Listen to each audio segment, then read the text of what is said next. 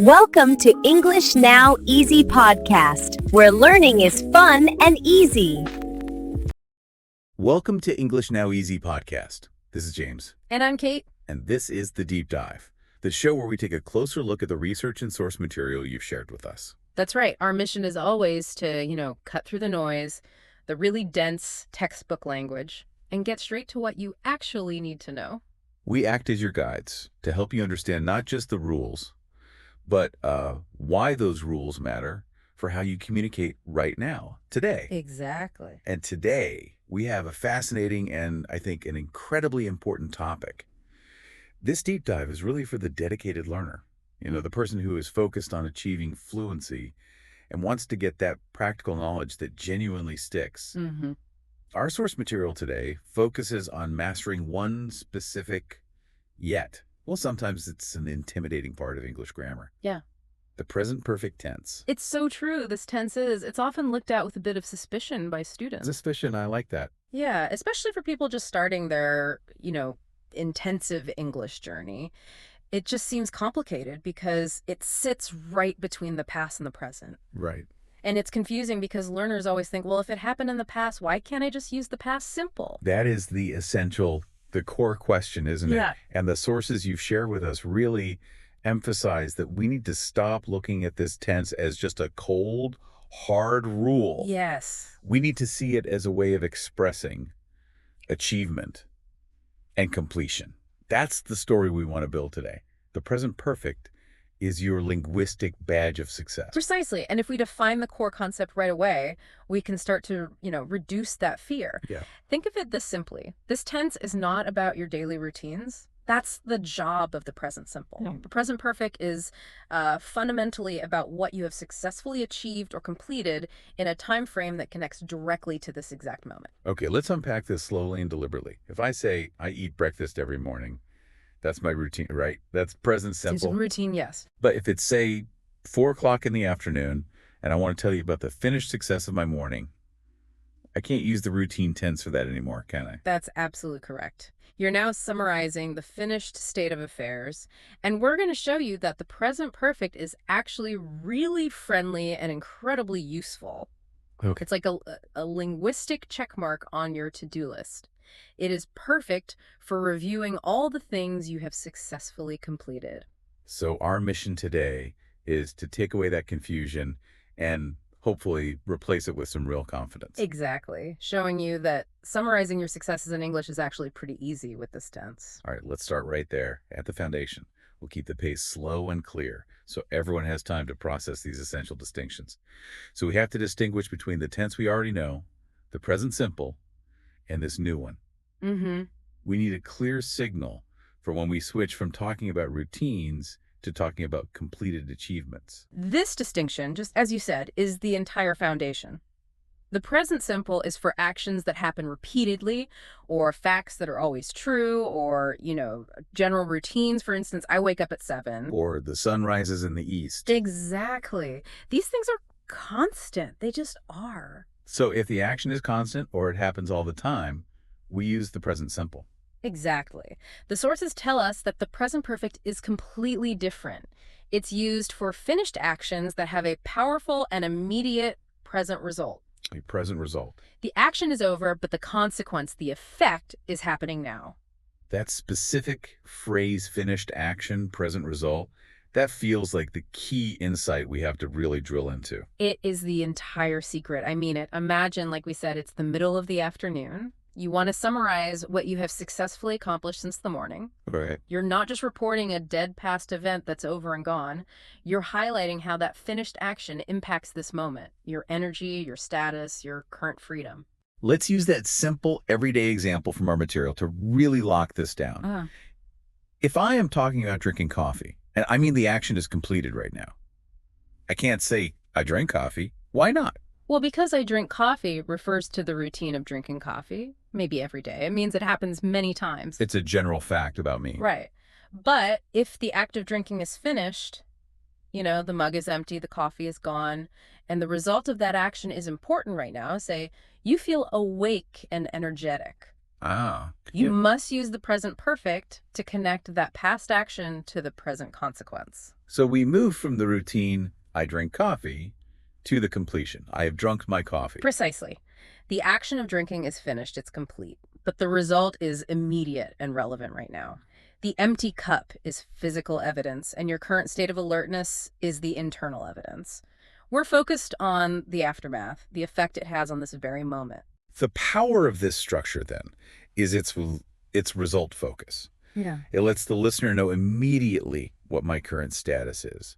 It moves the focus away from the specific time it happened and onto the concrete accomplishment. And this brings us back perfectly to that to-do list analogy. Right. Using the present perfect is the linguistic mechanism for conveying that feeling of success, that feeling of checking the box. When you finish a big task, like a huge school project or an important report for work, you don't really care that you finished it at 10:15 a.m. No, you just care that it's done. Exactly. You care that you can now proudly declare, I have done it. It signifies something completed, something achieved, and crucially, you are now free to move on to the next challenge right now. Okay, so this means if I successfully cleaned my room this morning, and the room is still tidy now, the result is the tidy room. Mm-hmm. So I wouldn't say I cleaned my room unless I wanted to specify the time. I would use the present perfect. I have cleaned my room, which means, hey, look at the result. It's ready and tidy now. That's the entire shift in perspective. You're moving your mind from focusing on a specific past time to focusing on the immediate current consequences. That is the true secret to mastering this tense. The core concept is always achievement. Let's explore one more part of this achievement idea before we get to the structure. The sources mention that present perfect is often used when the time period in which the action happened is still unfinished. Can we unpack what that means? That is a brilliant point, and it really reinforces the present result idea. When we use the present perfect, we are usually operating within a time frame that is not yet closed. A time frame that's not closed, like today. Exactly. Think of time frames like today, this week, this month, or even this year. If the day is still going on, the time period is unfinished. Exactly. If it is 2 p.m., the time period of today is still active. So any achievement you mention is still linked to this ongoing time frame. You can say, I have written 3 emails today. Ah, I see. That connects the 3 finished emails to the current ongoing day. But if the time period is finished, say yesterday, we can't use the present perfect. We can't. Absolutely not. Yesterday is closed, the time frame is finished, and the actions are locked in the past. That requires the past simple. We must always ask ourselves, is the container of time closed or open? That's a great way to think about it. If it's open, like today or this week, use the present perfect to highlight the achievements you've packed into that container so far. That clarity helps a ton. We're not just summarizing a past event. We are updating our current status within an ongoing time window. And that summary of status is why it sounds so efficient and, professional. It tells the listener, here is where I am right now, and here is what I have successfully managed to accomplish up to this point. Understanding the concept, present perfect means achievement and present result, is that crucial first step. Now, following the instructions to keep the pace slow and deliberate, we need to focus on the actual building blocks. How do we form this achievement tense? We need to break down the actual structure step by step. Agreed. The structure is built from 3 simple components. If you can master these 3 parts, you have mastered the construction of the present perfect. Okay, component number 1 is always the subject, right? The person or thing doing the action. I, you, she, he, we, they. That part is stable. Yep. Component number 2 is what grammarians call the auxiliary verb, or what we can just call the helper word. And for the present perfect, that word is always a form of have-y. And this is where the first little structural hurdle appears, because the form of have-y changes depending on the person. It does, and this is essential for fluency. For I, you, we, and they, we use the word have-y. Nice and simple. I have, you have, we have, they have. Got it. But for the third person singular, that means he, she, or it, we must use has. We should repeat this slowly for the learner. He has, she has, it has. This little rule has to become automatic. So the structure so far is the person plus have or has. We're halfway there. Now we get to the third and often the trickiest component, the main action verb. This verb cannot be in its base form, like walk, or the past simple form, like walked. It must be in the third form. The third form. Formally, we call this the past participle. Hmm. For a learner, why is it called the past participle? And why is it so essential to this tense? That's a great question, and it gets to the heart of it. We call it the past participle because while it comes from the past, it functions as a participle, which is a form of the verb that can sometimes act like an adjective. Like an adjective, interesting. Yeah. When you pair it with AFE, it signals that the action is completed or perfected, and that completion is affecting the present. It represents the state of being finished. So the term past participle really just means the finished state of the verb. Exactly. And this is where learners often feel frustrated because, as we know, many common verbs change their shape completely here. They are irregular. Let's spend some significant time here, contrasting the three forms. We need to go slowly so the learner can really process the difference. Let's start with a really common one, eat. Okay. The base form for routines is eat. The past simple form for finished actions at a specific time is ate. But the third form, the past participle used with have-has, is eaten. So we say, I have eaten. Okay, base, past simple, past participle. Let's look at see.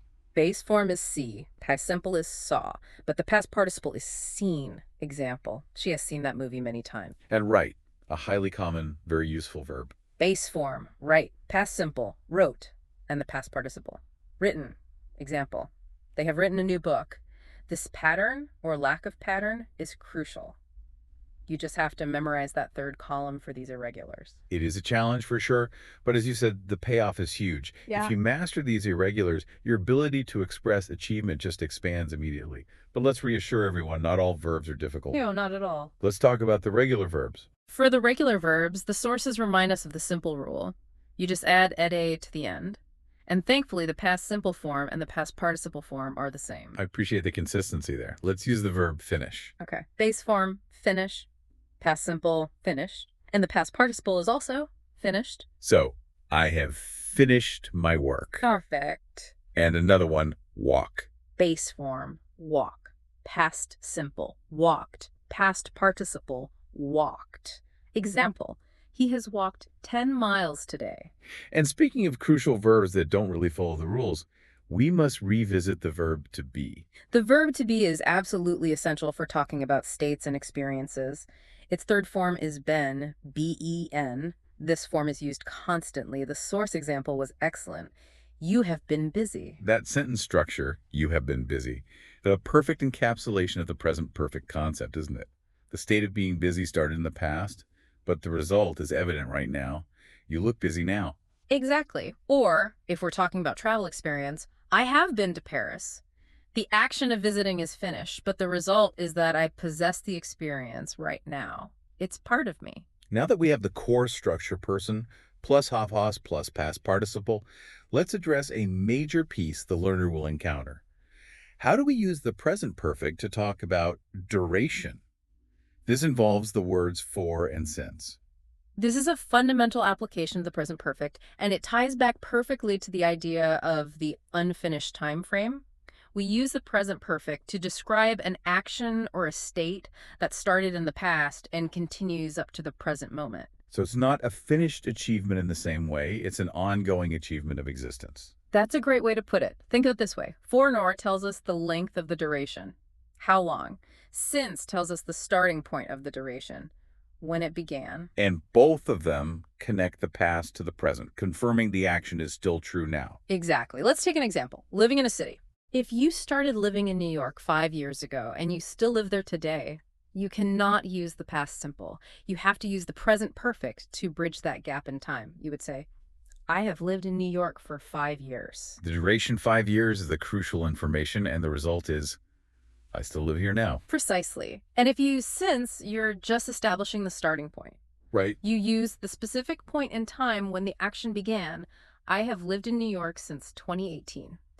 That tells us the starting point and implies that the living continues up to this minute. This application using for and since is just as important as the achievement-based use. It shows that the present perfect is essential for describing both things you have finished and things you have maintained up to the present. And if we look at the source material's practical examples again, we can now appreciate the full structure. I have written 3 emails. We have the subject, the auxiliary, and the past participle. The structure is clean, and the message is clear. Accomplishment achieved. That consistent structure, despite the irregularity of some verbs, is what we have to focus on internalizing. Practice with the 3 forms of the most common irregular verbs will take you most of the way. Yeah. Okay, so we've established the concept of achievement and the 3-part skeleton of the structure: subject plus have-has plus past participle. Now we move to the next layer of complexity, which we can frame as tools for linguistic precision. We're talking about the little adverbs that make the meaning even sharper and more detailed. These adverbs are incredibly powerful. They add nuance to how the finished action relates to the present moment. Mastering their placement and meaning will immediately make your English sound more precise and, more natural. Let's dive deep into the first tool, JUST. J-U-S-T. The word JUST is specifically about immediacy. It signals that the action happened a very, very short time ago. The source material defines it simply as like 1 minute ago. So the action is still extremely fresh. The news could not be newer, and this tool requires specific placement in the sentence. Where does it sit? It's placed right in the middle, between the helper verb, have or has, and the main verb, the past participle. This is a fixed position you just have to remember. So if I was running an errand and have just returned to the office, I would announce my status by saying, I have just come back from the meeting. That's the perfect application. It tells everyone that the achievement of returning is the freshest news you have. Or, if you quickly finished a task, I have just sent the email. The immediate result is that the task is finished and the email is gone now. The word just is essential for expressing the most recent achievements. Now let's move to the second tool for precision. Already, A-L-R-E-E-D-Y. This one tells a different story about timing. Yes. Already is what the source has called a power word. Why is that? Because it conveys efficiency and a confirmation. It indicates that the action is finished, maybe sooner than someone expected, or it simply confirms that a task is done and does not require any more attention right now. So its main function is to avoid unnecessary repetition or wasted effort. Exactly. Let's use that dialogue example from the material because it really shows the social efficiency of using already. Okay. If someone asks, is the door locked? And you confirmed it 5 minutes ago, you want to stop them from checking again. You can immediately reply, yes, I have already locked it. You confirm the action is done, and the present consequence tense is that the door is safe and secure. This is immensely valuable in any work or school setting. If a manager or teacher asks if you've completed an assignment, saying, I have already handed it in, signals competence and efficiency. Right. It says, I was ahead of schedule. Now, where does already sit in the sentence? Already typically sits in the same middle position as just between have, has, and the past participle. However, there's a little nuance to it when we use it in questions. Right. When we use already in a question, it often expresses surprise, doesn't it? Or it seeks confirmation that the action finished sooner than we thought. Exactly. For example, have you already finished the entire assignment? The emphasis shifts slightly, suggesting the listener has been impressively quick. So whether in a statement or a question, already highlights a successful, perhaps rapid completion. So we have immediate completion with just and confirmation of prior completion with already. Now, what if the achievement is not yet complete? That brings us to our third and most specific tool, yet. Y-E-T. Yet is unique. It's used only in negatives and questions, and it implies a sense of anticipation or future intention. Anticipation. How does that word carry hope? Well, when you use yet in a negative sentence, it implies this achievement is currently missing, but I fully intend to accomplish it soon. Yeah. Keeps the action on the active to-do list. If you just say, I haven't done it, that sounds final, but I haven't done it yet sounds like I know I must, and I plan to do it later today. That nuance is crucial for polite and professional communication. It shows responsibility. And structurally, yet is the easiest to place, because it almost always goes at the very end of the sentence. Let's use the source material example. The required trip to the supermarket. Okay. If I need groceries, but I'm tied up with our recording, I would say, I need to go to the store, but I haven't gone to the supermarket yet. Notice the negative structure, haven't gone. and the specific placement of yet at the very end. Right. And if we use it in a question, The function is the same, right? We are just checking on the progress of a task up to this exact moment. exactly. Have you finished your review yet? We are asking if the state of completion has been achieved or not. Let's quickly summarize the 4 frameworks we've now built using these precise tools, just as they were outlined in the learning guide. Okay. First, the simple statement of completion, I have done. Second, the immediate action, I have just done. Third, the confirmation, I have already done. And fourth, the hopeful negative, I haven't done yet. Mastering these 4 forms means you have mastery over the timing and status of your achievements relative to the present moment. We now arrive at the core source of confusion for, I think, every learner, and the section we must analyze with the greatest depth and clarity. When do I use past simple? I did. And when do I use present perfect? I have done. This is where we need the clearest, simplest possible distinction, and we'll move very slowly through these rules. This choice, the difference between these 2 tenses, it all hinges on one critical factor, time. Specifically, whether or not the time frame is finished or specified. Okay, let's focus intensely on the past simple rule first. The rule is absolutely rigid here. If you say when it happened, you must use the past simple. The moment you include a specific time marker that is finished, you lock that action entirely into the past. The present perfect is no longer an option. We need to list those common finished time markers so they're crystal clear for everyone listening. Think of specific phrases that define a closed window of time. Things like yesterday, last week, last year, an hour ago. Or even a precise timestamp like at 8 a.m. or in 2010. All of these shut the time frame completely. So if I use any of those time markers, I must use the past simple verb form. For example, I ate breakfast at 8 a.m. The action is finished, and the time is specific and finished. Exactly. Or if you say, I visited my grandmother last year. The action is finished, the time frame last year is closed. Past simple is required. Okay, now let's look at the second rule, the one that makes the present perfect necessary. This rule operates when we remove that specific time lock. Rule 2. If the specific time is not important, or if the time frame is today or now W, use the present perfect. So the moment that specific finished time disappears, the focus shifts entirely back to the present result or the ongoing experience. Exactly. If I simply say, I have eaten breakfast, the exact minute I ate the food is irrelevant. What's relevant is the result. I have energy, and I am not hungry now. The action is complete, and the effect is current. This is the simple choice the learner needs to make then. Is the when important? Past simple. Or is the result now important? Present perfect. And to really solidify this, let's go back to that critical, real-world example from the source material.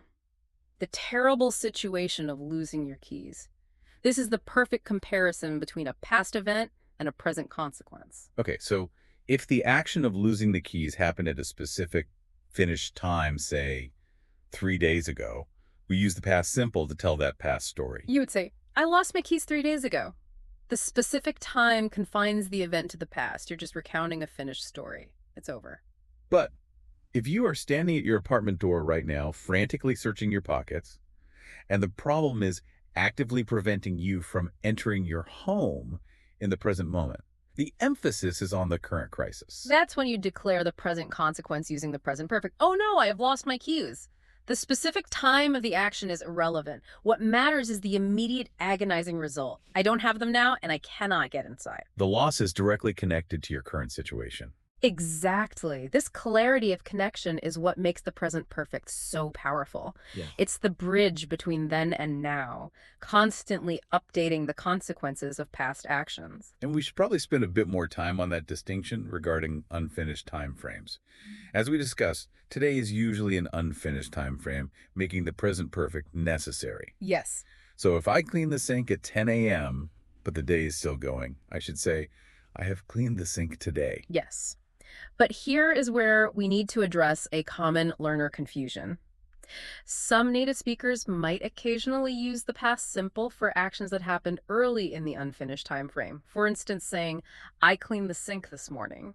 Wait, if they specify this morning and it's now the afternoon, isn't that past simple? Yes, grammatically, they are defining this morning as a finished segment within the unfinished day. It can be a little confusing. It is. However, for the learner, sticking to the primary rule is the safest way to avoid mistakes. If the big time frame, today, this week, is still active, the present perfect is almost always the more correct and standard choice to emphasize the achievement within that open window. So the safe learner choice is, unless I'm mentioning yesterday or last week, I should stick with the present perfect for my achievements today. Absolutely. The moment you are focusing on your life experience or on what you have accomplished up until now, you are firmly in present perfect territory. Let's formalize one more major use of present perfect related to life experience, because it builds on this idea of unspecified time. Yes, this is often introduced with the words ever and never. The present perfect is the ideal tense for talking about achievements or failures experienced across your entire life, because your life is the ultimate unfinished time frame. Of course, it continues up to the present moment. So if I ask a question about your experience, I'm asking about your history up until now. Have you ever been to Japan? That question uses the present perfect because the time is completely unspecified.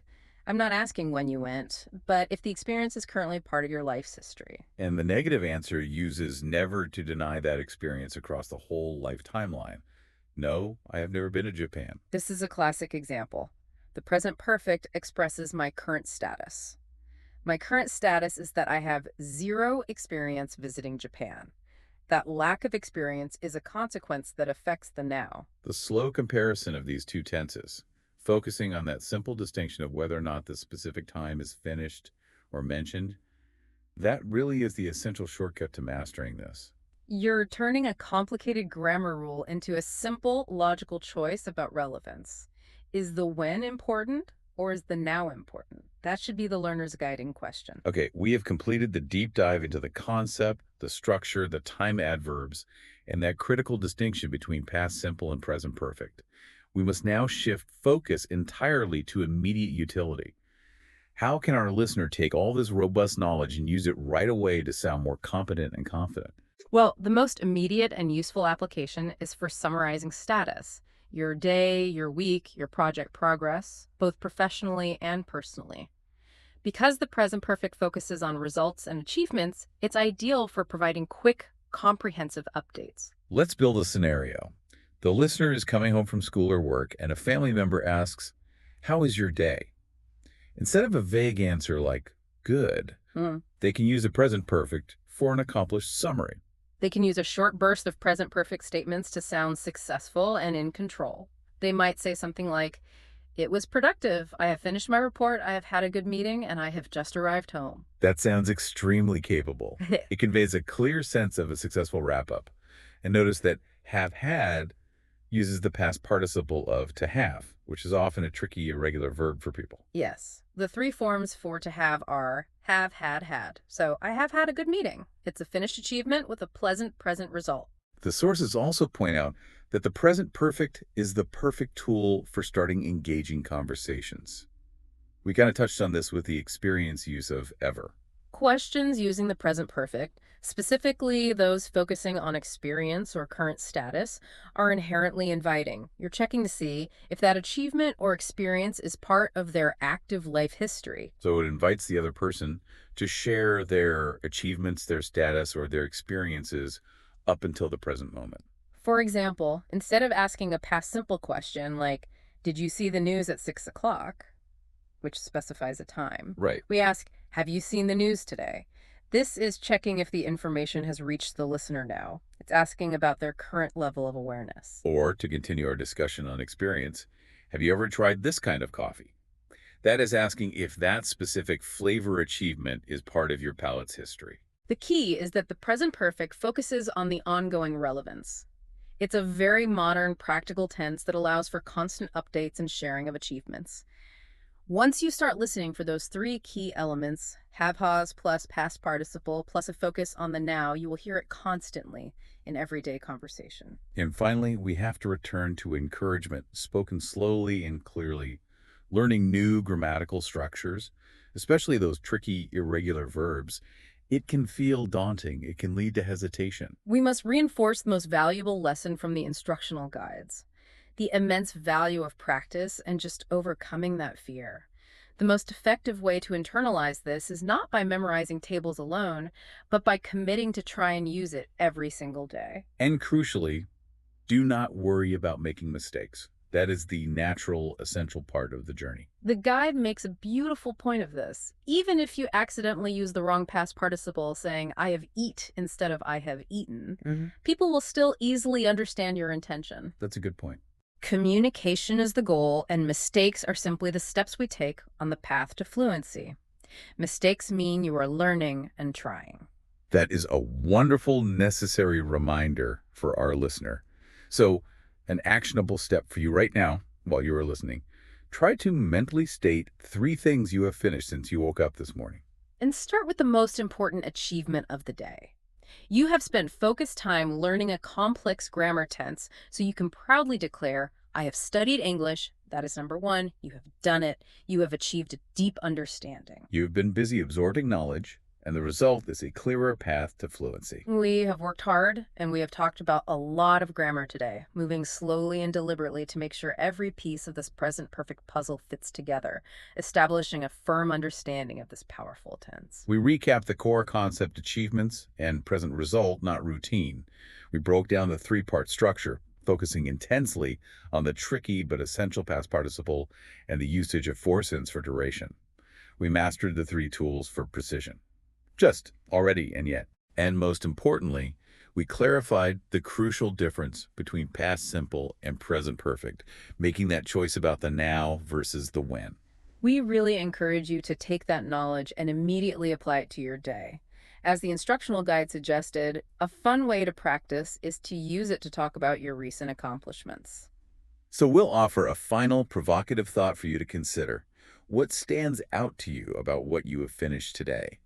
What are the key achievements you have successfully accomplished in the last 24 hours that you can now describe using the present perfect? Try to answer that question out loud. Tell us what you have done today. I've played soccer, I have cooked dinner, or I finished my homework.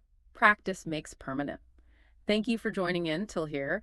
If you like and subscribe the channel, that would motivate us to do more of these deep explorations for you. Keep that commitment to learning strong. You are making incredible progress on your English journey. You are amazing. Keep going.